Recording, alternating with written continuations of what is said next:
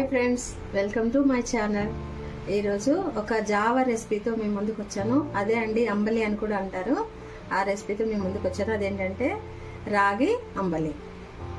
రాగి అంబలి కావాల్సినటువంటి పదార్థాలు: 1 గ్లాస్ రాగి పిండి, కొత్తిమీర, కరివేపాకు, పచ్చిమిర్చి, ఆనియన్స్ సన్నగా కట్ చేసి పెట్టుకోవాలి. తర్వాత రుచికి సరిపడినంత ఉప్పు, జీలకర్ర పొడి, సగం నిమ్మకాయ. ఈ గ్లాస్ పిండి తీసుకున్నాం కదా, మనం ఇది కలపటానికి ఒక 2 గ్లాసులు నీళ్ళు పోసుకొని ఇందులో బుడగలవి ఉండలవి ఏం లేకుండా బాగా కలుపుకోవాలి.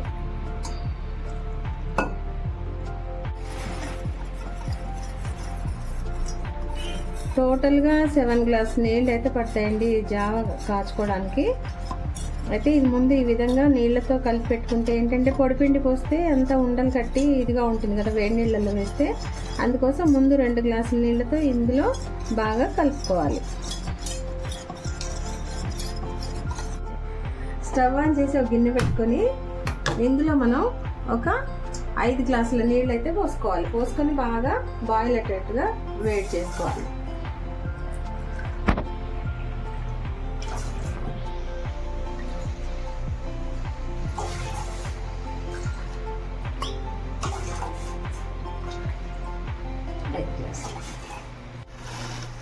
నీళ్ళు ఈ విధంగా మరుగుతున్నాయి కదా, ఇప్పుడు మనం ఇందాక కలిపి పెట్టుకున్నటువంటి ఈ నీళ్ళని రాగి మిశ్రమాన్ని అంతా కూడా ఇందులో పోసుకొని బాగా ఒకసారి కలుపుకోవాలి. ఈ విధంగా ఇట్లా చిక్కబడుతూ ఉంది కదా, ఇప్పుడు మనం దీంట్లో రుచికి సరిపడినంత ఉప్పుని వేసుకోవాలి. తర్వాత కొద్దిగా జీలకర్ర పొడిని కూడా వేసుకోవాలి. వేసుకొని ఇదంతా కూడా మంచిగా కలుపుకోవాలి.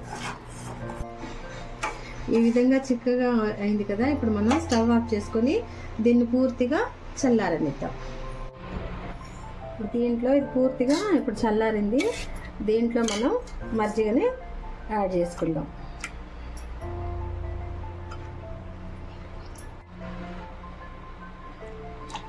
ఇందులో మజ్జిగ పోసుకున్నాం కదా, మనం ఈ విధంగా ఉండాలి. ఈ విధంగా జారుగా ఉంటే సరిపోతుంది.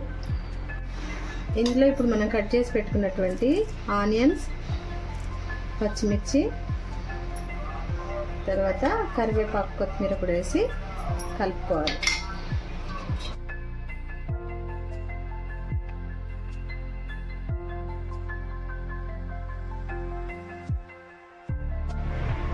రుచి కోసం కొద్దిగా పైనుంచి నిమ్మరసాన్ని యాడ్ చేసుకుందాం.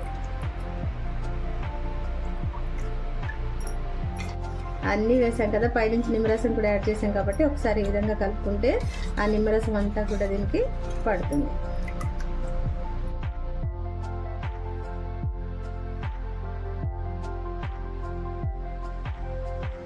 రాగి జావ అయితే రెడీ అయింది.